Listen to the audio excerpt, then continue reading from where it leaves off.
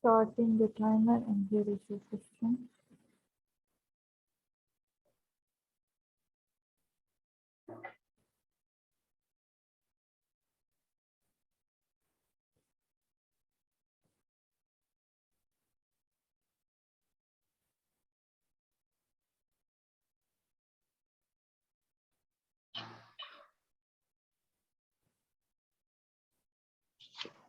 Hi, my name is Dr. Bilal. Wait, I'm one of the 30 seconds left.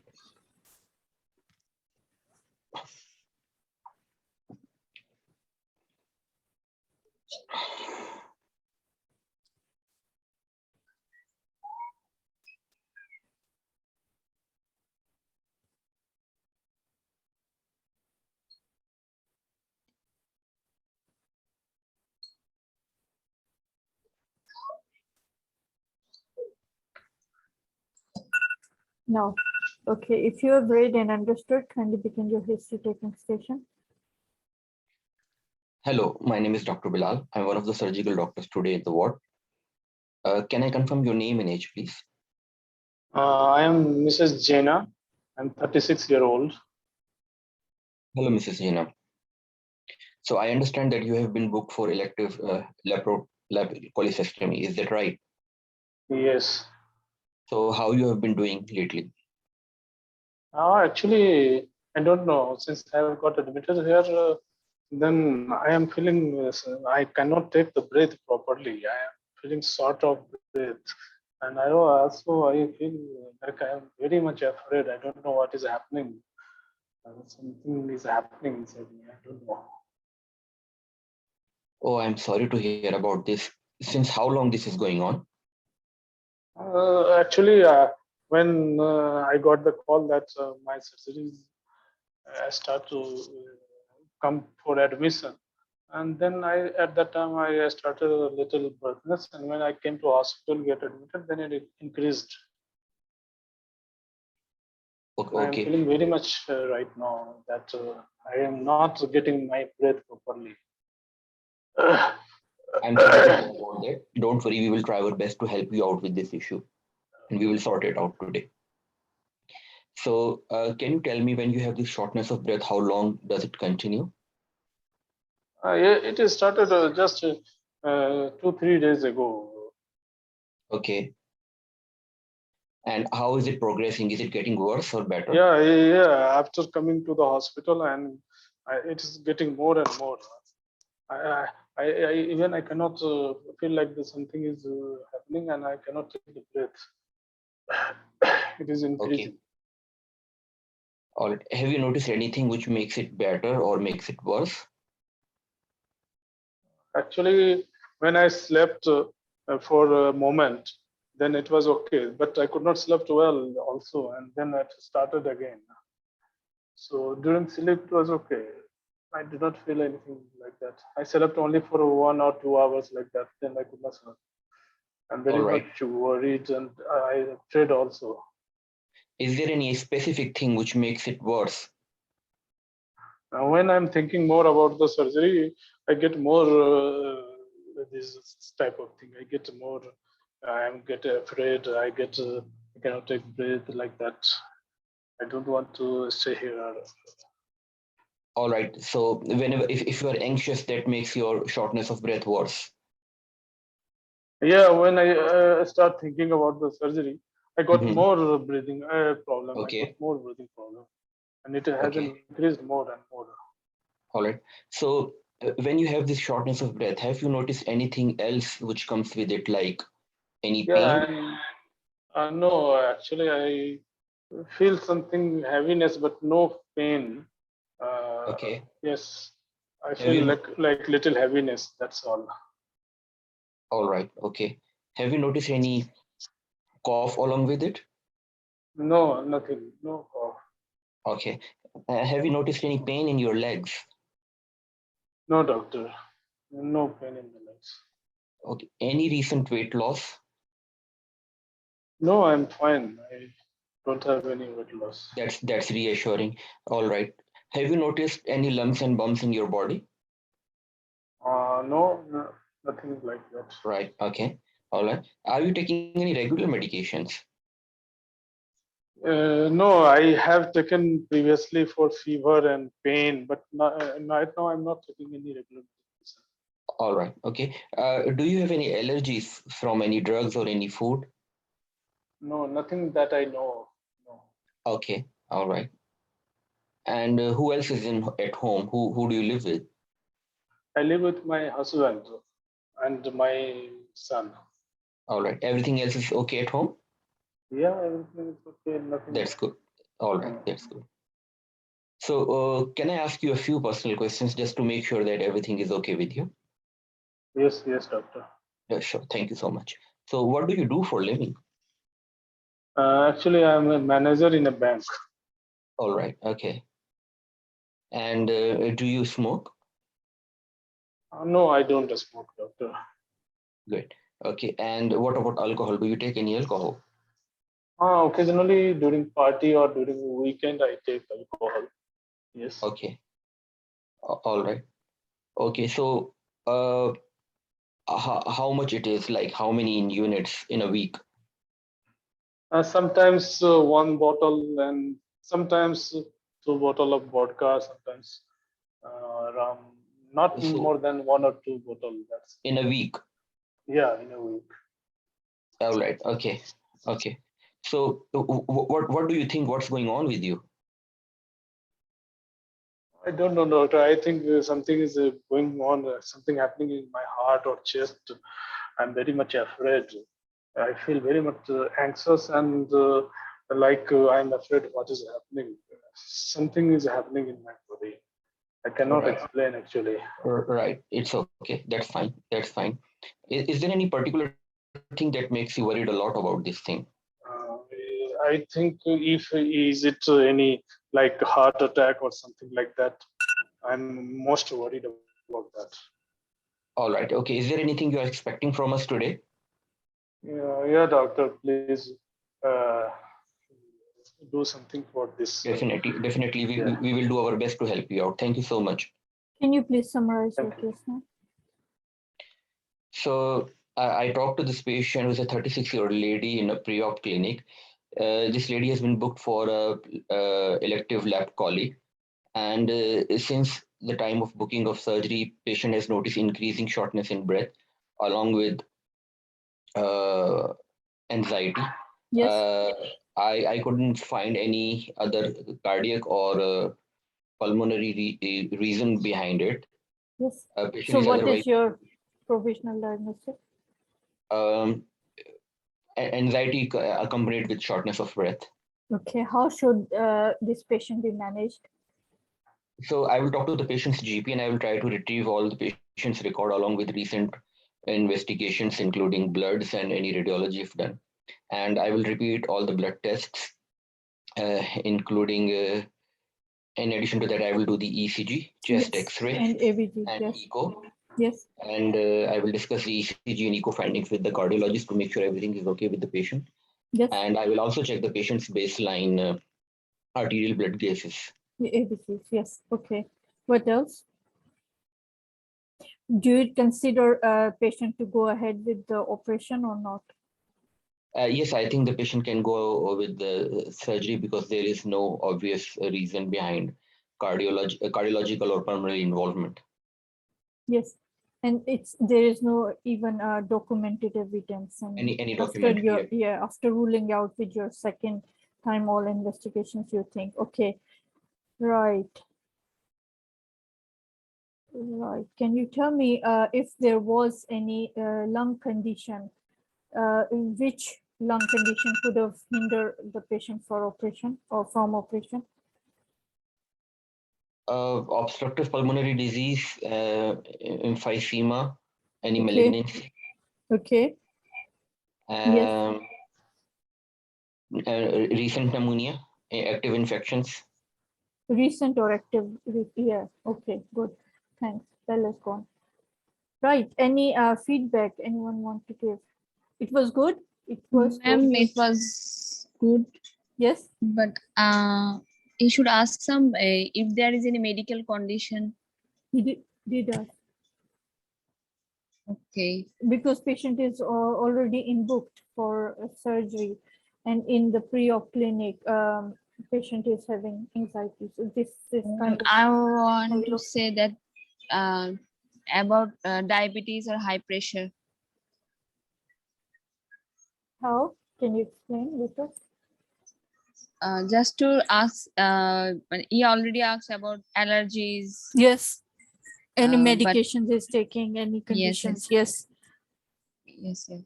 That's it. That's maybe he told, but I didn't hear. Maybe. No, you are right. You're right. In P3 maftosa, the M is Mhm. for medications and medical conditions. Yes, yes, yes. Yeah. Thank you for that. I think he covered everything. At the end, he should have been quick enough to cover idea, concern, and expectation. He did ask, but yeah, not all three of them. So history taking should end with just those three. Otherwise, he had pretty much good idea about the management, about the surgery. He In answered ICE, I very covered good. all these three. I asked three things. What do What do you think? expect? Yeah. And what you are expecting from us, and What is your idea? Yeah, of the condition. Yeah, that's it. Then I think you covered everything. Maybe I wasn't listening very carefully. I listened to the last one, and then I missed one, I think. Yeah, and then I you just told need- me that patient should go ahead with the surgery. This should be the right answer. Then I asked you if there was any lung conditions, then what it could have been. But then if they want, they can, if time allows, they can ask you more about the examples of restrictive and obstructive lung conditions. Yeah. Then maybe a definition or a difference between FEV1 and FVC. Yeah. That's it. And what is the right answer for that question? Which one? Pulmonary question. That what are the pulmonary conditions which can stop him going for surgery? Stop her. You have to consider FEV1 with the FVC ratio. And if it will be reduced, then patient is having obstructive airway and cannot be operated. All right. Okay. Thank you. Yeah. Yeah. Good. Thanks. Assalamu alaikum, I'm Shoaib here. Okay, and started your timer, and here is your question.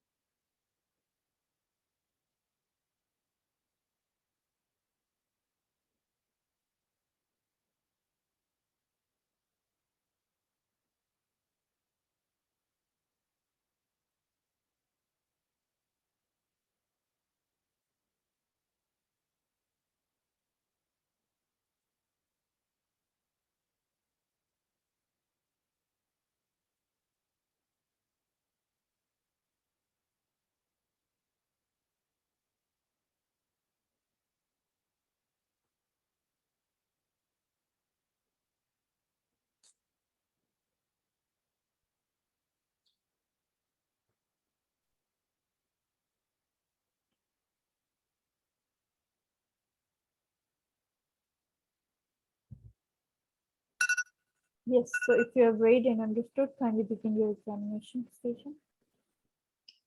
Hello, I'm one of the exam candidate. Can I ask you some questions? There'll be no patient in this October exam. So Okay. you will enter, you'll wash your hand, and then you'll tell Mm, how you'll begin your abdominal examination for this patient. Okay. At first, I will enter and ask the patient and greetings and ask if you have any pain. Please tell me. I will give analysis and will start your examinations. And during my examination, if you feel any pain, please let me know. Then I will maintain the position of the patient in a flat couch. Then I, with the permission of the patient, I will start general examination from the end of the patient, end of the bed. At first, I will look hand. Is there like nail for anemia and clubbing and leukonychia, and face, eyes for anemia and jaundice, and I will then look for mouth for any ulcers or angular stomatitis. Then I will see her arm and trunk for Can I any interrupt you? clinical. How much exposure would you ask for your patient before you'll begin your examination? Ma'am, after doing the general examination, then when I will start the local examination, I will expose the patient. Yes, how much exposure would you ask? I will, as it's a female patient, at first, I will take her permission, and with the proper screening and attendance, I will expose her up the, below the chest and up to the inguinal region. Okay, then you did the inspection then? After inspection of arm and trunk, then I will go for the local examination of the abdomen. Yes. Before start the local examination, I will come down to the abdominal level, and my eyes will be towards the patient, and then I will inspect the abdomen for any scratch marks, swelling, distension, any skin changes or stria, or any visible pulsation. Then if no swelling is visible properly, then I will ask the patient to cough or lift her head. And after that, I will start the palpation.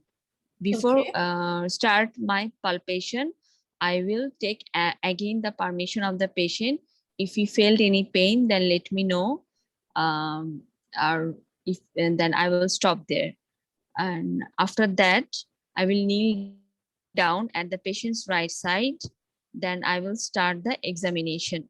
I will at first do the superficial palpation You of don't the have to 9. kneel down. You'll be standing, but you'll bend over and you'll do. Okay. How would you begin? From which quadrant, or how would you begin your Okay, palpation? as the pain is in the right iliac fossa, so I will start my In this palpation case, from the patient, yeah, left. patient has generalized abdominal pain. So how would you determine Um, from I where will to begin? ask the patient, where do you feel pain most? Okay. If he said that it is in the right, then I will start from the left. Left. Okay, good. Then In which order? Yes. I will start from the left iliac fossa, Yes. then lumbar fossa, the left hypochondriac region, Yes. epigastric region, Yes. then right hypochondriac region, right lumbar. Yes. That's I will do the superficial palpation. After Yes. that, I will do the deep palpation at the same manner. Yes. If patient has pain and does not allow you, what would you do?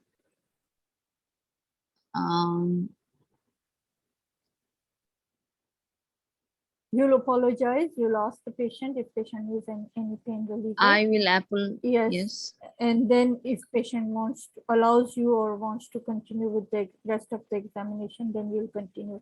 Otherwise, you would have to stop it there. Okay. Yeah, because if patient is complaining or is in pain, then immediately say, I'm sorry, it wasn't meant to cause you pain. Would you allow me to go ahead, or would you want a painkiller? And then if patient allows you, what would you do next? If patient allows me, Yes, then I will at first I will palpate the liver. okay. I will palpate the liver. I will start in the right iliac fossa. Yes. And ask the patient to take deep breath in and out. Yes. And I will move my hand upwards towards the costal region during inspiration. And after that, I will do palpate the spleen in the same manner from the right iliac fossa, and If patient using has the acute appendicitis, I'm sorry I have to interrupt you, then what are yes, the two important points that you should make sure or on your clinical examination? I will this special test I will do. One is rebound tenderness. Yes. And Then Robson sign. And anything else? And another one is obturator sign. Yeah, obturator. Okay. And To do so yes. To do the special test for rebound tenderness, I will palpate the anterior superior iliac spine and the umbilicus, and at the junction of the medial Okay. tooth and 1/3. Can you, I will do yes, this. can you summarize your case now because Bella is gone? Okay.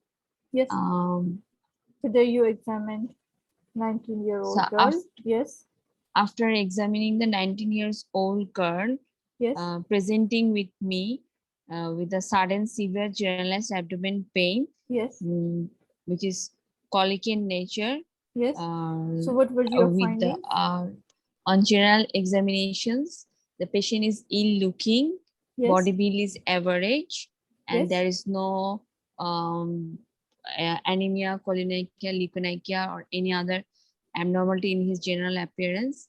And on local examination, on inspection of the abdomen is umbilicus is central in position, flanks are normal, there is no skin changes or visible pulsation. Were there any rebound tenderness present? On palpation of the abdomen, there is a rebound tenderness present in the right iliac fossa. Yes. And the Robson sign and It's the positive, Swas and yes. Opsus sign are positive. Yes. And other abdominal, other organ examinations are normal, Yes. and bowel sounds are present. Okay, bowel sounds are present. Good. All right. So what are your differential diagnosis for this patient? My differential diagnosis is acute appendicitis. Okay. And could even be? It can be uretary colic. Okay. Could even be a salpingitis because female. Yes, patient, but then- salpingitis or pelvic inflammatory disease. Yes. Okay. How do you think of managing this patient? How should this patient be managed? It should be after receiving the patient. Yes. I will see his airway breathing. Yes. And then circulation. I will start to whiteboard channel. In one channel, I will start a fluid.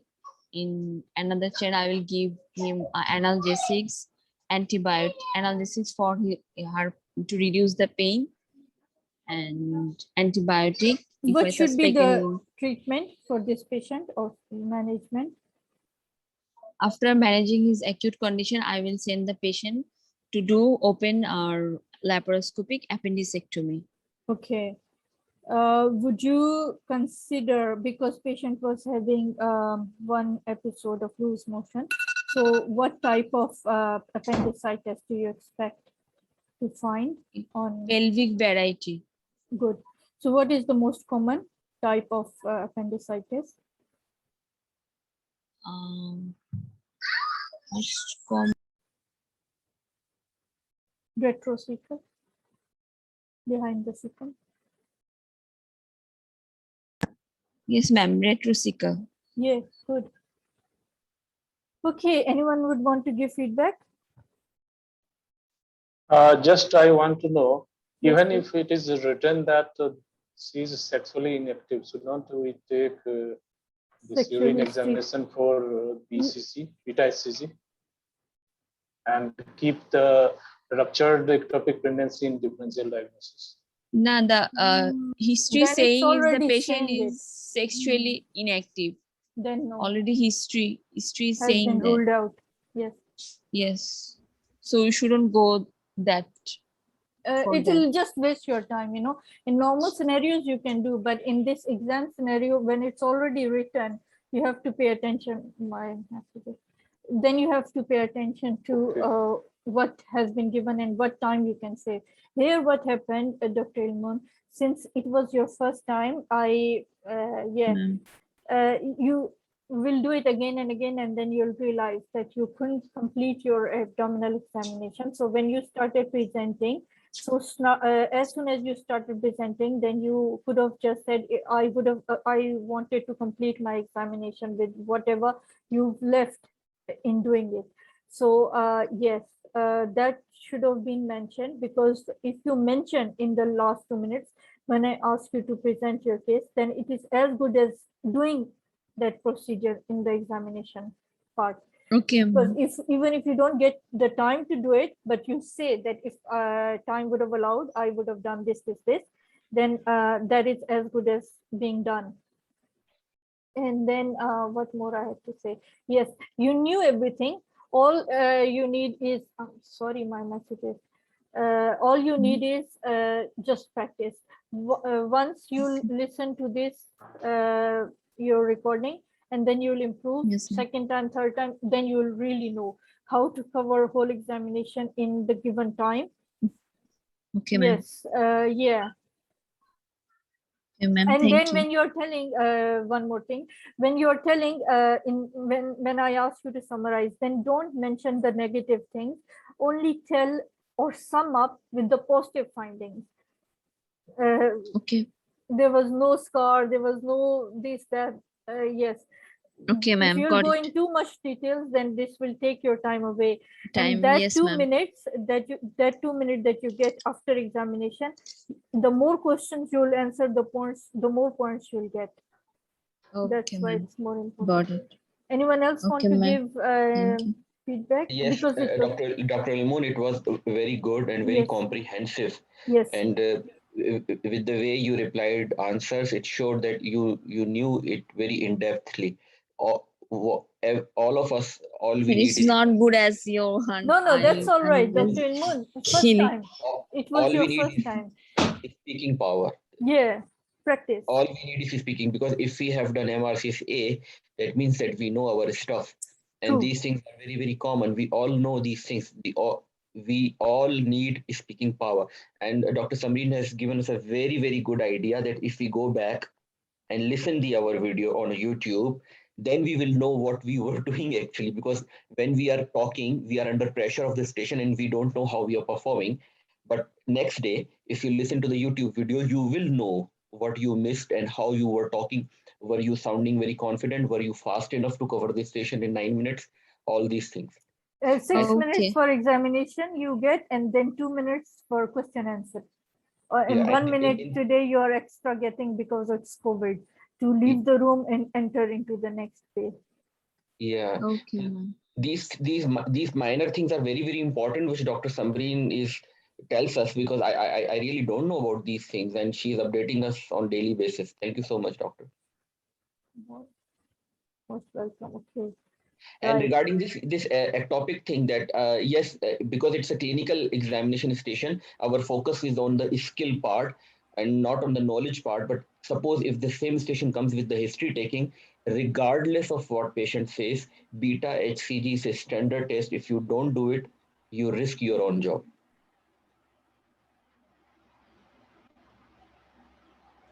Yes, but right. If you're ready, I'm starting the timer, and here is your question.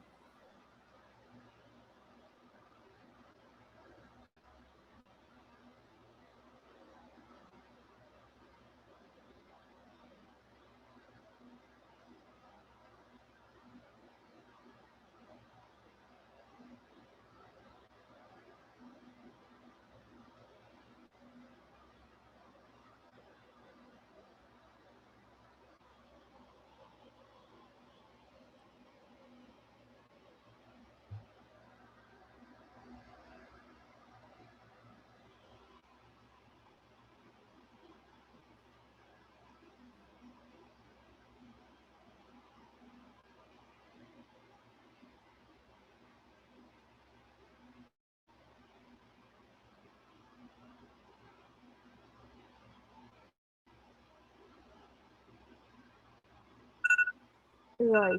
So if you have read and understood, kindly tell me if you can tell me what are you looking at in the picture. What is this? This is the back of the knee, that is a popliteal fossa. Okay. Can you tell me the boundaries of popliteal fossa, please? Yes, ma'am. The anteromedial, the lateral aspect, there is the biceps femoris muscle. Then the upper superomedial aspect, there is semimembranosus and tendinosus. Inferomedial, there is the medial head of gastrocnemius, and inferolateral, there is lateral head of gastrocnemius. Floor is formed by the popliteus muscle. Okay. Can you tell me all the structures which are the contents of popliteal fossa? Yes. From above, yes, superficial to deep.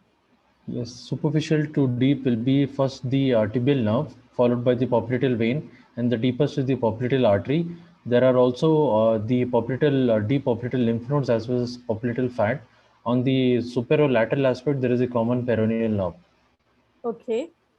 Yes. If there is injury, if there is an incident which injures the leg from the lateral side, then which nerve is more susceptible to injury?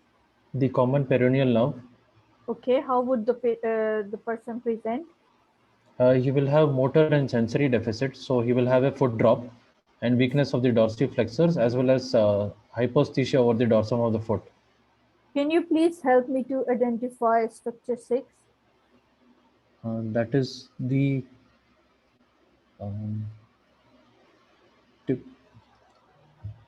popliteal artery. We will do that later. What is 11, please? That is the biceps femoris. No. Okay, can you please identify, because you've just told me 4, you have to think. It's the back and this is the right side, see? And then you just told me the boundaries. So considering picture, bring the picture in your mind. What was on number 4? Yeah. Medial head of gastrocnemius. Gastrocnemius, yes, good. And then if you can identify 12. Here, it's here. Yes, that is semimembranosus. Tendinosus. Okay, and then 13. Here is 13. Popliteal vein. Venous vein. Okay, 14. 14 is here. is See, so it's coming from here, and it could be which the structure? sural nerve. Very good. And sural nerve comes from where? From the branches of the common peroneal and tibial nerve. It supplies which area of the leg? The lateral border sensory supply to the lateral border of the foot. Okay. Can you please tell me the origin and insertion of gastrocnemius muscle?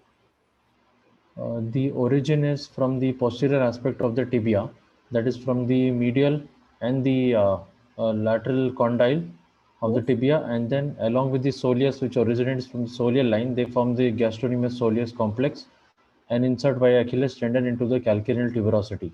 Okay, what is the nerve supply of this muscle? Tibial nerve.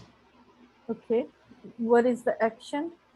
Plantar, it's a strong plantar flexor of the foot. Okay, can you tell me how many compartments there are in the leg? Leg, there are anterolateral compartment, anterior, lateral, and posterior, Yes. which is divided into superficial and deep.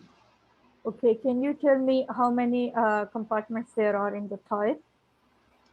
Thigh, there is the anterior compartment with the extensors, the medial compartment which has the adductors, and the posterior with the hamstrings. Okay, what are the muscles which are present in the gluteal region? Gluteal region, there are abductors which comprise of the glutei. Then there are the hip extensors which is the gluteus maximus. Then there are short external rotators which are deep inside, that is occipital internal and externus, and gemelli, superior inferior gemelli, and piriformis. What are the nerve supply of all the 3 gluteal muscles? Gluteus medius and minimus is supplied by superior gluteal nerve, gluteus Yes. maximus by the inferior gluteal nerve. Okay, which nerve is more important out of these 2? The superior gluteal nerve. Okay, what are the reasons or what can cause injury to superior gluteal nerve? During the surgery, while doing the lateral approach to the hip arthroplasty. Yes. Okay. What does this injury results in, or what does it cause? Loss of abductor action as well as pelvic drop. So while the patient is walking, he will have an abnormal gait, that is Trendelenburg's gait. Okay, good. How would you confirm Trendelenburg gait?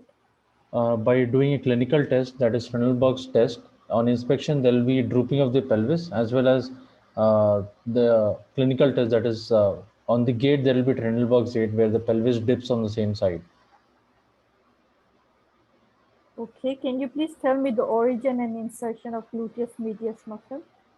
Gluteus medius originates deeper to the gluteus maximus from the ilium between the anterior and the posterior gluteal line, and it inserts into the greater trochanter along the lateral aspect. Okay, can you please tell me what is iliotibial tract? Iliotibial tract is a musculotendinous structure originating from the ilium, that is the iliac crest. It extends down the lateral aspect of the thigh and inserts into the lateral condyle of the tibia, to be more specific, to the Giardi's tubercle. Right. Why does it called iliotibial tract? What's its function? It gives insertion to the muscles, that is the gluteus maximus part of it, and tensor fascia lata, and it is functionally important because it stabilizes the knee during the movements of the knee and hip flexion. What role does it play when a person is standing? It stabilizes the knee and prevents, helps it to keep in extension. Good. Can you tell me what is the nerve of the posterior compartment of the leg? That is the tibial nerve. Okay. What is the root value of tibial nerve? S1. Okay. Which area is that? In the foot? S1 is along the lateral border of the foot. Okay. Can you tell me the course of the sciatic nerve? The sciatic nerve originates from the lumbosacral plexus, that is L4, L5, S1, S2, and then it descends down and exits the pelvis from the greater sciatic foramen, passing deep to the piriformis muscle. Along There with? is various variations in anatomical way, and Yes. descends behind the groove behind the acetabulum into the thigh, where it lies over the adductor magnus muscle and the hamstrings. It descends down the popliteal fossa, and at the superior border of the fossa, there is division into the common peroneal and tibial nerve. Common peroneal nerve descends down along the fibula neck, and the tibial nerve descends into the deep compartment of the posterior aspect of the leg. Okay, good. Bell has gone, but I want to know if you can tell me about the biceps femoris muscle, both short and long heads, their origin, insertion, nerve supply, and Biceps femoris has origin from the ischial tuberosity, yes, and uh, they form a common tendon which inserts into the head of the fibula, yes, and it is supplied by, it has I'm not sure, I think it has dual nerve supply yes, that's why I'm asking. Both heads are supplied by by sciatic nerve and common peroneal branches.